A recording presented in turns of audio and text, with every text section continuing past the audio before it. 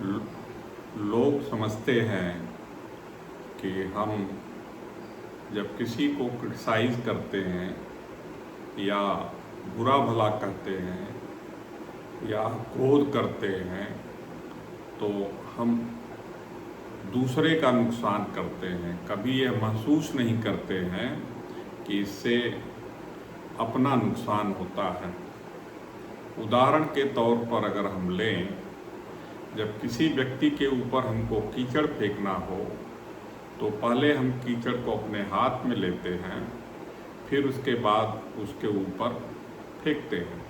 कहने का मतलब ये हुआ कि कीचड़ हमने अपने हाथ से छुआ, पहले वो हमारा हाथ गंदा हुआ, फिर उसके बाद उसके ऊपर गया।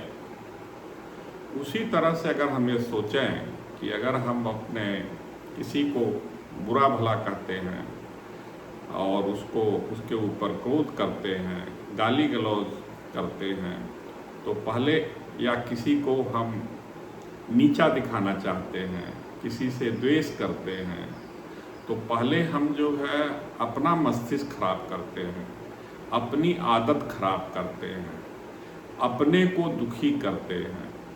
उसके बाद फिर हम उसको दूसरे के ऊपर डालते हैं और उसका मस्तिष्क खराब करते हैं।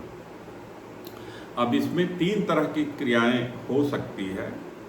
अगर कोई व्यक्ति बुद्धिमान है तो शायद इसको टॉलरेट कर लेगा और चुप रहेगा और सोचेगा कि कोई अच्छा समय आएगा, जब ये शांत हो जाएगा तो हम इससे बात करेंगे और सुलझा लेंगे। कोई ऐसा व्यक्ति जो हो सकता है जो तुरंत प्रतिक्रिया कर दे, जैसे उसने किया था उसी तरह से, और लोग ऐसा सोचते हैं कि उसको उसी के क्वाइन में उसको वापस करो। तो अगर उसने भी कुछ बुरा भला क्रोध किया, गंदी बात किया, गाली बका, तो उसने भी अपना दिमाग खराब किया, अपनी आदत खराब की, अपना सोचने की आदत खराब किया, अपने को दुखित किया, और फिर उसके बाद दूसरे को उसने प्रतिक्रिया दी। अब इस तरह से प्रतिक्रिया देते देते यह प्रतिक्रिया बड़ा रूप ले सकती है और उससे भारी नुकसान हो सकता है। यह दूसरे तरह की क्रिया हुई। तीसरी क्रिया यह हुई कि वह व्यक्ति पहले की तरह से कोई प्रतिक्रिया नहीं किया, चुप रह गया। कारण जो भी हो, वह कमज़ोर हो सकता है, वह जो है सोच लिया कि इस समय उचित नहीं है, और वह जो है कोई प्रतिक्रिया नहीं दिया, लेकिन उसने अपने मन में उसको बैठा लिया, द्वेष किया और उसने उसको बैठा लिया। अब वह व्यक्ति कई लोगों से जा के कह रहा है कि उस व्यक्ति ने मेरे साथ ऐसा किया, और वह ये कह करके कई लोगों के दिमाग को खराब कर रहा, दिमाग को गंदा कर रहा है। ये काम वो कर रहा है। दूसरा, वह इसमें अपने मस्तिष्क को और भी गंदा कर रहा, कह करके और भी उसको अपने मस्तिष्क में गहराई दे रहा है, उसको पकड़ रहा है मस्तिष्क से, और उससे उसकी आदत और भी खराब होगी। दूसरा क्या करता है कि जिस व्यक्ति ने उसको क्रोध में या किसी कारणवश जो भी उसको बुरी बात कही थी या जो भी उसको गाली दिया, क्रोध किया, उस व्यक्ति को यह जो है उस व्यक्ति का कैसे नुकसान कर रहा है, ये सबसे कह रहा है।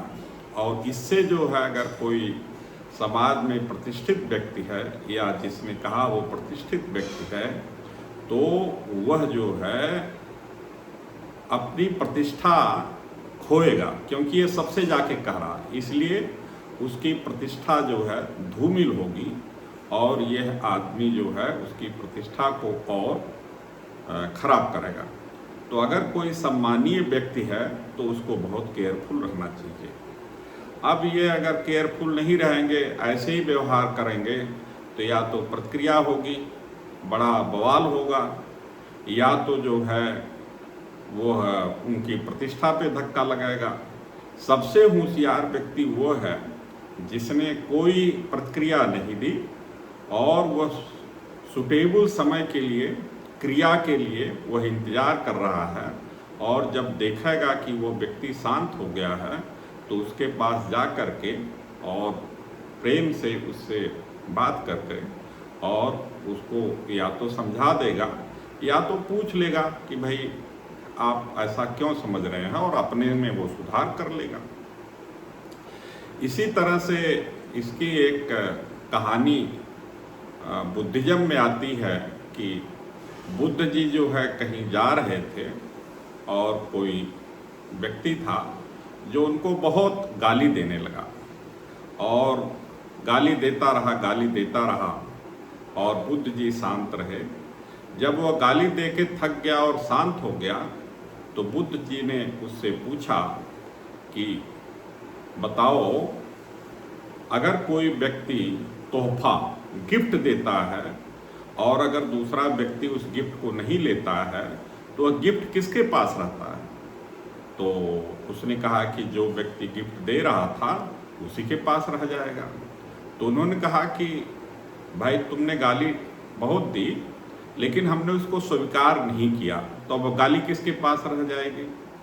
तो उसने कहा कि उसके समझ में आ गई बात और वो शांत हो गया और बुद्ध जी से वो माफ़ी मांगा, और उसके समझ में ये बात आ गई कि आदमी को कैसा व्यवहार करना चाहिए। यह जो कुछ विचार है मैंने आपके साथ शेयर किया। इसमें मेरा उद्देश्य आप लोगों को पढ़ाना नहीं था, बल्कि यह ध्यान आकर्षित करना था कि हम लोग कैसे बिना ध्यान दिए अपनी क्रिया करते रहते हैं और उसमें अपना बड़ा नुकसान करते हैं और दूसरे का भी नुकसान करते हैं और समाज में अशांति फैलती है। तो मैंने सोचा कि इसको शेयर करूं और हो सकता है कुछ लोग इस पर ध्यान दें, और अगर कुछ लोग बदलते हैं तो समाज अच्छा होगा और उसमें मेरा भी कल्याण निहित है। इसलिए मैंने इसको आपके साथ शेयर किया, और आप अगर इसको सुन करके अगर कोई कमेंट करना चाहते हैं तो आप कमेंट कर सकते हैं। अगर आप मेरे साथ आगे भी अपनी यात्रा करना चाहते हैं तो आप जो है आप सब्सक्राइब कर सकते हैं, आप अपने कमेंट के माध्यम से मुझसे जुड़ सकते हैं। Thank you very much.